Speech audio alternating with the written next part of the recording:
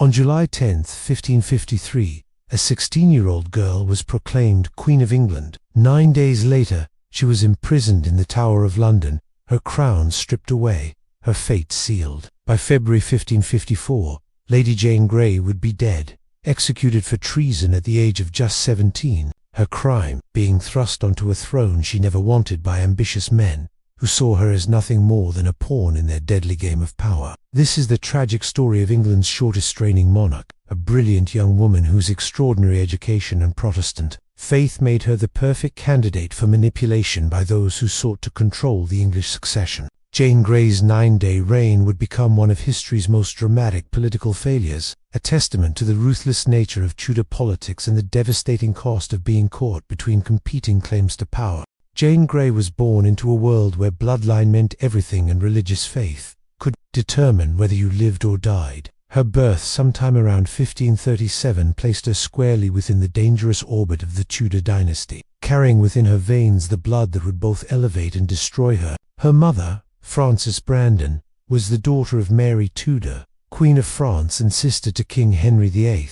This made Jane great-niece to the king and gave her a legitimate, if distant, claim to the English throne. The Grey family understood the value of their daughter's royal blood, but they also recognized that in the volatile world of 16th century England, survival depended on more than noble lineage. Jane's father, Henry Grey, Marquis of Dorset, was a man of substantial ambition but limited political acumen. He would later become Duke of Suffolk, a title that brought him closer to the centers of power but also deeper into the treacherous currents of court politics. From her earliest years, Jane Grey was shaped by the Protestant Reformation that had transformed England under her Henry VIII.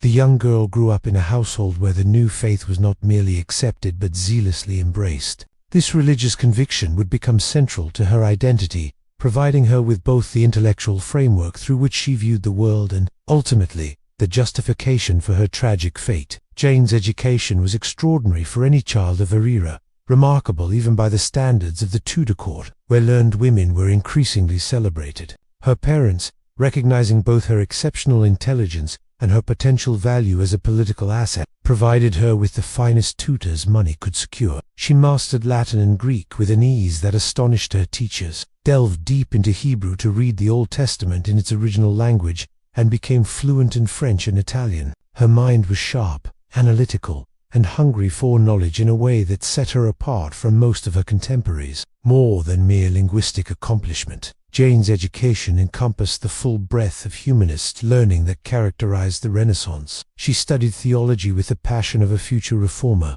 philosophy with the rigor of a university scholar, and history with the insight of someone who seemed destined to shape events rather than merely observe them. Her tutors reported that she possessed an almost unnatural ability to grasp complex theological arguments and could debate points of Protestant doctrine with scholars twice her age. This intellectual prowess came at a personal cost that would haunt Jane throughout her short life. The intensity of her education left little room for the normal pleasures of childhood, and her parents' expectations weighed heavily upon her young shoulders. She later confided to a friend that her home life was dominated by harsh discipline, where failure to meet exacting academic standards resulted in punishment that left her seeking solace only in her books. The brilliant young woman who would briefly wear the crown of England had learned early that love and approval came only through achievement and obedience.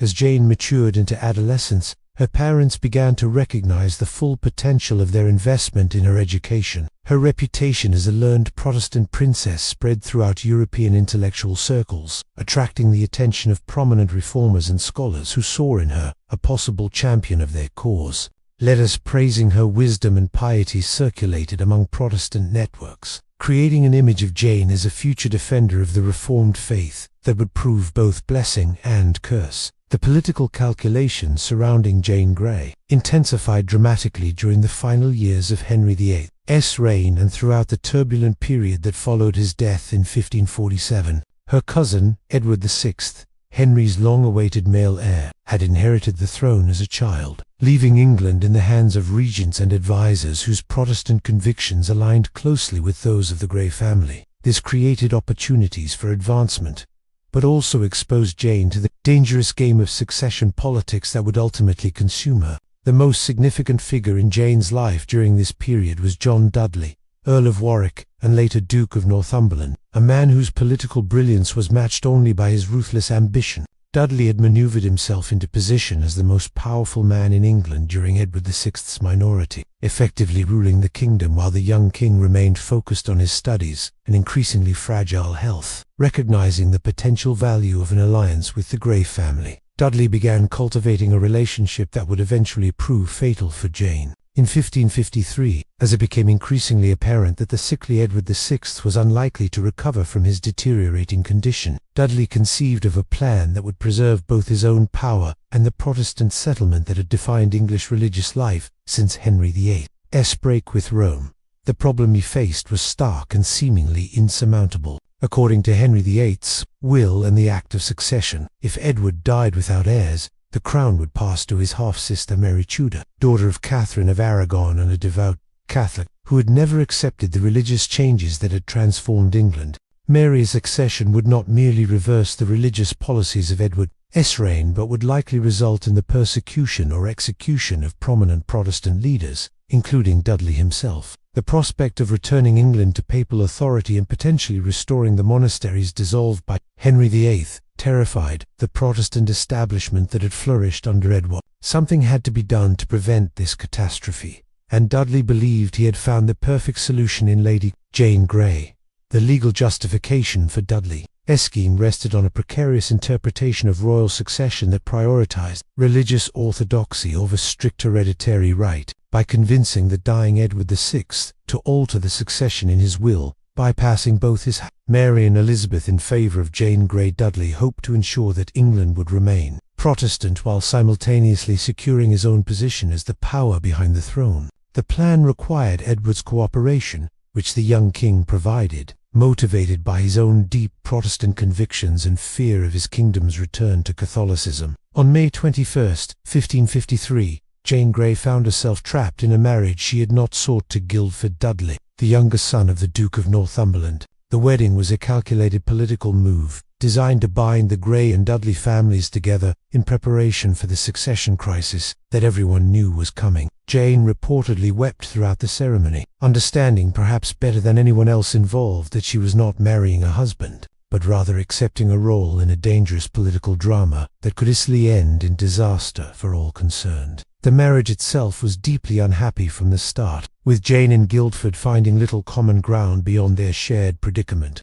Guildford was handsome but weak, more interested in the trappings of power than its responsibilities, while Jane possessed the intellectual depth and moral seriousness that her husband entirely lacked. Their relationship would be characterized by mutual resentment and the growing awareness that they were both prisoners of forces far beyond their control. When Edward VI finally died on July 6, 1553, the succession crisis that had been brewing for months finally erupted into open conflict. Jane was at Sion House when she received word that she had been named Queen, and her reaction was one of horror rather than joy. She fell to her knees, weeping, and declared that the crown belonged rightfully to Mary Tudor. Only when pressed by Northumberland and her own parents did she reluctantly accept the throne, motivated more by fear of disobedience than by any desire for power. The proclamation of Jane as Queen on July 10 was met with a lukewarm reception in London, outright hostility in much of the rest of England. The English people, whatever their religious sympathies, understood the importance of legitimate succession, and Mary Tudor's claim was unquestionably stronger than that of her cousin. Moreover, Mary had spent the years of Edward's reign carefully cultivating relationships with powerful nobles who remained sympathetic to the old faith, building a network of support that Northumberland had fatally underestimated. Jane's first days as queen were marked by a series of miscalculations and missed opportunities that revealed the fundamental weakness of Northumberland's position. Rather than moving decisively to secure Mary Tudor's person, which might have ended the crisis before it began, Northumberland allowed her to escape to East Anglia, where she quickly began gathering support for her own claim to the throne. This delay proved catastrophic, giving Mary the time she needed to organize resistance and demonstrate that she, not Jane, commanded the loyalty of the English people. The support that Mary Tudor was able to mobilize came from across the religious and political spectrum, suggesting that the English succession crisis was about more than theology. Catholics naturally flocked to her banner, but she was also joined by Protestants who prioritized legitimate succession over religious considerations, nobles who resisted Northumberland's dominance, and common people who remembered Mary as the daughter of the beloved Catherine of Aragon. Within days of Jane's proclamation, Mary commanded an army of several thousand men and controlled significant portions of eastern England. Jane herself remained largely a prisoner in the Tower of London throughout her brief reign, surrounded by advisers who spoke in her name while making decisions that she had little power to influence. Her intelligence and education, the very qualities that had made her attractive to Northumberland as a candidate for the throne, now served mainly to make her acutely aware of how hopeless her position had become. She could see clearly what her advisers refused to acknowledge, that the English people would not accept a queen whose claim rested solely on a document signed by a dying boy and the ambitions of his chief minister. The collapse of Jane's support came with stunning rapidity. On July 14th, just 4 days after her proclamation, even the Lord Mayor of London was expressing doubts about the legitimacy of her reign. Members of the Privy Council began to slip away from the Tower, seeking to distance themselves from what was increasingly obvious to all as a failing cause. Northumberland himself was forced to leave London with an army to confront Mary directly, but his forces melted away as they marched eastward, with entire companies deserting to join the woman they recognized as their rightful queen. By July 17th, the game was over. The remaining members of Jane's council formally proclaimed Mary Tudor as Queen of England, abandoning the girl they had placed on the throne just a week earlier. Jane received the news of her deposition with what witnesses described as visible relief. Finally freed from a burden she had never wanted to bear, she was reported to have said that she was glad to relinquish the crown, which had brought her nothing but misery, and looked forward to returning to her books and her faith. Mary Tudor's victory was complete, but not without complications. The new queen faced the delicate problem of what to do with Jane Grey, a girl who was clearly more victim than conspirator, but whose very existence posed a potential threat to the stability of the realm. Mary's initial instincts were merciful. She understood that Jane had been manipulated by ambitious men, and had shown no desire for the throne that had been thrust upon her. The Queen initially planned to spare Jane's life, perhaps confining her to a religious house where she could live quietly away from the temptations of politics. This merciful approach extended to Jane's immediate treatment following her deposition. Rather than being thrown into a dungeon, she was housed relatively comfortably in the Tower of London, allowed to maintain her household and continue her studies. Mary even permitted Jane to hear Protestant sermons, a significant concession given the new Queen's determination to restore Catholic worship throughout England. For several months, it seemed possible that Jane might escape the ultimate penalty for her unwilling role in the succession crisis. The situation began to deteriorate in the autumn of 1553, as Mary Tudor moved forward with her plans to restore Catholic worship and marry Philip II of Spain. These policies proved deeply unpopular with many English subjects, creating exactly the kind of religious and political tensions that made Jane Grey's continued existence problematic. Protestant opponents of Mary's policies inevitably began to look toward Jane as a potential alternative. Despite her imprisonment and clear lack of involvement in any resistance activities,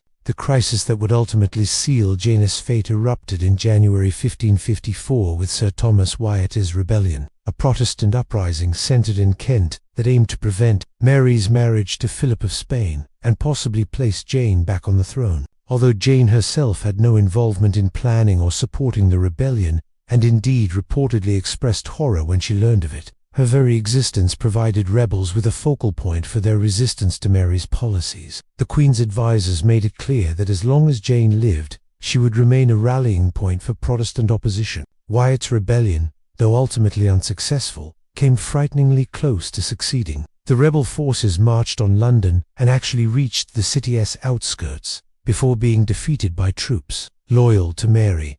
The near success of the uprising convinced the Queen and her advisers that mercy to Jane Grey was a luxury they could no longer afford. The potential threat she represented, regardless of her own intentions, was simply too great to ignore. In a kingdom where religious divisions ran deep and political stability remained fragile, the decision to proceed with Jane's execution was not taken lightly, but once made, it was pursued with the inexorable logic of Tudor justice. Jane was formally tried for high treason in November 1553, a legal proceeding whose outcome was never in doubt. She conducted herself with remarkable dignity throughout the proceedings, accepting responsibility for her actions, while maintaining that she had never desired the crown and had acted only in obedience to those she had been taught to respect and obey. Jane's final weeks were marked by intensive efforts to convert her to Catholicism, attempts that revealed both the depth of her Protestant convictions and the intellectual sophistication that had marked her entire education. Queen Mary, still hoping to save Jane's life,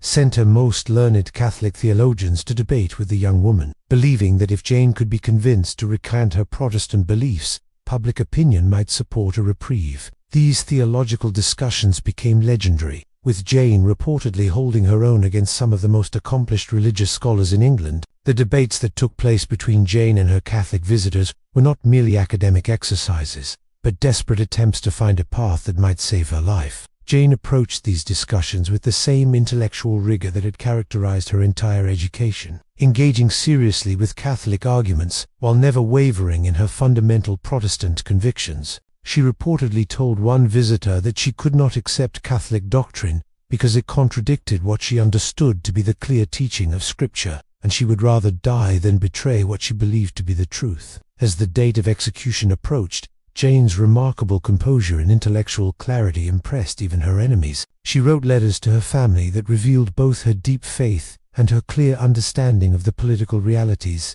that had sealed her fate. In one particularly moving passage, she urged her father not to grieve for her, explaining that she was trading a few miserable years of earthly life for an eternity of happiness in heaven. Her words revealed a young woman who had found peace with her destiny, even as she faced the most terrifying of deaths. The execution of Guildford Dudley on February 12, 1554, served as a grim preview of Jane's own fate. From her window in the tower, she was able to see her husband's body being returned from Tower Hill, a sight that reportedly caused her to weep for the first time since her imprisonment began. Despite the unhappiness of their marriage, Guildford's death brought home to Jane the finality of the situation and the certainty of her own approaching end. On the morning of February 12, 1554, Jane Grey faced her death with a courage that astonished all who witnessed it. She had spent the early hours of the morning in prayer and writing, preparing both her soul and her affairs for the end that she knew was coming. Her final letter, addressed to her sister, Catherine, revealed a young woman who had found strength in her faith and peace in her conviction that she was dying for principles she could not abandon. Jane's execution took place on Tower Green, a location chosen to spare her the additional humiliation of a public death on Tower Hill. She walked to the scaffold with steady steps, carrying herself with the dignity that had marked her entire brief life. Her final speech was a masterpiece of eloquence and theological precision, acknowledging her guilt in accepting the crown while maintaining her innocence of any treasonous intent and affirming Protestant faith even in the face of death. The actual moment of execution revealed the full horror of Jane's situation. Because she had been blindfolded, she could not locate the execution block and was forced to feel around desperately until a bystander guided her hands to the proper position. Her final words, "Lord, into thy hands I commend my spirit," echoed those of Christ himself, a fitting end for a young woman whose intellectual brilliance and religious conviction had defined her entire short life. Jane Grey's death marked the end of one of history's most tragic political miscalculations, a sequence of events that transformed a brilliant and devout young woman into a victim of forces entirely beyond her control. Her execution removed a potential threat to Mary Tudor's reign, but also created a Protestant martyr whose memory would inspire opposition to Catholic rule for generations to come. The irony was complete. In death, Jane Grey became far more dangerous to the Catholic cause than she had ever been in life. The legacy of Lady Jane Grey extends far beyond the 9 days she wore the crown of England. Her story became a powerful symbol of the dangers of political ambition and the tragic cost of religious divisions that plagued 16th century Europe. Protestant writers elevated her to sainthood, portraying her as a pure and innocent victim of Catholic tyranny, while even Catholic observers acknowledged the dignity and courage she displayed in her final months. More broadly, Jane's fate illuminated the precarious position of women in Tudor politics, where even the most exceptional intellectual gifts and deepest religious convictions could not protect against the machinations of ambitious men. Her story serves as a reminder that in the deadly game of 16th century succession politics, intelligence, virtue, and innocence were no defense against the logic of power and the requirements of political survival. The 9-day reign of Lady Jane Grey stands as one of history's most poignant examples of how ordinary individuals can be swept up in events far beyond their control or understanding. Her tragedy was not that she was unworthy of the crown she'd briefly wore, but rather that she was perhaps too good for the world in which she was forced to live. In her death, she achieved a kind of victory that had eluded her in life, becoming a symbol of principled resistance to tyranny that would inspire future generations of English Protestants. Today, more than 4.5 centuries after her execution, Lady Jane Grey remains one of the most compelling figures in English history. A brilliant young woman whose brief moment on the stage of power revealed both the best and worst of human nature. Her story continues to fascinate because it speaks to universal themes of ambition, manipulation, courage, and faith that transcend the particular circumstances of Tudor England. In the end, Jane Grey's true crown was not the one she wore for 9 days, but the one she earned through her dignity in defeat and her courage in the face of death.